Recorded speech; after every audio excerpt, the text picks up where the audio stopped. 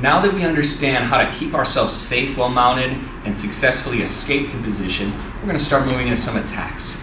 Because we've been transitioning into this Ashi Garami position, we're going to focus our attacks from there. So, my opponent takes full mount, and whichever form of mount she does, we manage to move her weight to one side and transition to Ashi Garami. Now, this is a particularly strong Ashi Garami position because my opponent is on one knee. Whenever she finds herself in Ashi Garami, she would much prefer to stand up, put weight on this foot, and start separating. But from this position, she's pretty vulnerable. So from here, it's an easy thing to point our knees across my opponent's center line to start exposing her heel.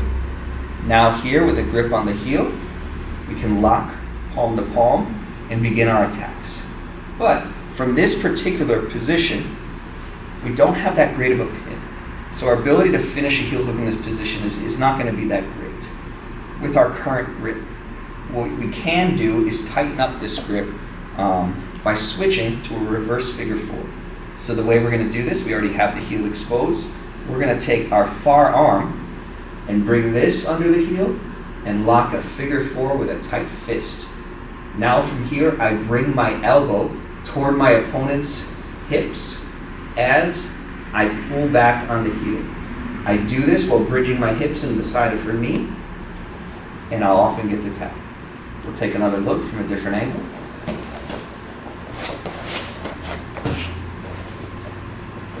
I transition into Ashi Garami, and I expose the heel. From here, with our standard palm-to-palm grip, we're going to have limited ability to put enough pressure to force a legitimate tap. Now, on a naive opponent, there are going to be plenty of times where we expose the heel, we get here, and our opponents are going to tap early.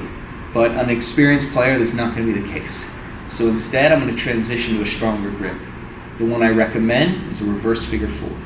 From here, with the heel exposed, we dig our far arm through, and we bring our wrist bone under my opponent's heel.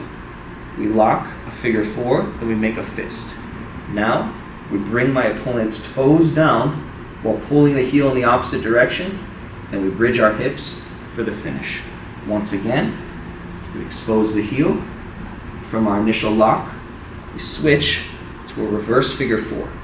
From here, it's an easy thing to put pressure on the toes by bringing my elbow toward my opponent's hips and pulling the heel in the opposite direction.